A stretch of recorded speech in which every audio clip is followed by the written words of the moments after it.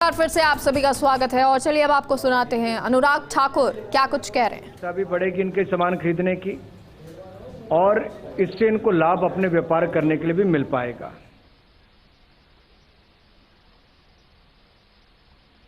एक चार्ट में यहां पर देख रहा था जो आपसे भी साझा करूंगा कि एमएसएमई लगभग 70% हैं जो जेम पर अपना सामान बेचते हैं। तो वहां पर कोई बड़ी कंपनियां नहीं एमएसएमई बेचती हैं।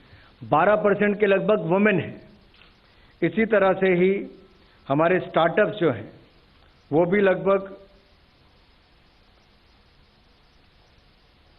0.5% है, लेकिन जो सेल्फ हेल्प ग्रुप है उनका आंकड़ा बड़ा है, वीवर्स का आंकड़ा बड़ा है, इस तरह से आर्टिजन का भी आंकड़ा बड़ा है।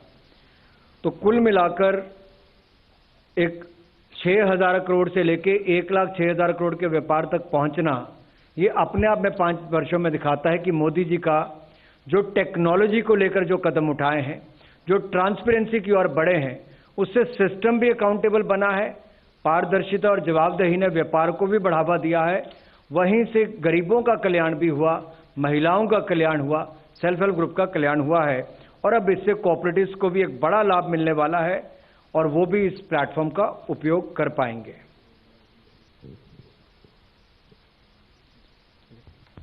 Thank you. We will now take some questions related to cabinet decision only. Yeah, number 10. Sir, Meghna Mittal from ET Now. I wanted to ask, is there any eligibility criteria for the cooperatives to be part of the GEM? As I said, the ones who are registered, पंजीकृत सहकारी समितियां जो हैं उनका ही आंकड़ा 8,54,000 है।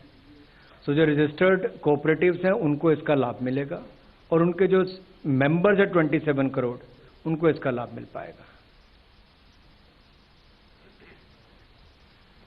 क्योंकि अगर आपने कुल मिलाकर देखा होगा, पहले भी जो सरकार जिस तरह से गाड़ियां खरीदती थी, इवेंट्स करने के लिए अपना मटेरियल खरीदती थी, तो बाकी मार्केट के दाम से जेम पोर्टल पर खरीदने का एक लाभ ये हुआ कि वहां पर आप पहले क्या प्रोक्योरमेंट हुई, किस डिपार्टमेंट ने क्या खरीदा, वो सारे आंकड़े आपके पास अवेलेबल होते हैं। तो कहीं ना कहीं उसमें कंपटीशन की भाव भी रहती है, डिपार्टमेंट्स का भी खर्चा कम होता है और ये ट्रांसपेरेंट कंपटीशन की वजह से एक तो टेंडर की प्रक्रिया में जो समय लगता था वो भी बच गया है, सरकार का खर्चा जो ज़्यादा होता था उसमें भी कमी आई है और कुल मिलाकर जो आम नागरिक है, छोटे से छोटा जो सामान बनाने वाला है, वो भी जेम प्लेटफॉर्म पर बड़ा व्यापार कर सकता है। नंबर 69 लक्ष्मण। सर, मैं लक्ष्मण सिंह सेवा से, ये जो कोऑपरेटिव को ये सुविधा दी जा रही है, इससे क्या अनुमान है कि शुरू के 2 साल में या कुछ सर्टेन टाइम फ्रेम में कितने कोऑपरेटिव और कोऑपरेटिव के कितने मेंबर इससे जुड़ सकेंगे? और इससे अलग हटके कैबिनेट का ही सवाल है कि क्या इसमें सरकार ने कोई फैसला लिया है सेतु समुद्रम कॉर्पोरेशन लिमिटेड को बंद करने का कैबिनेट की बैठक में?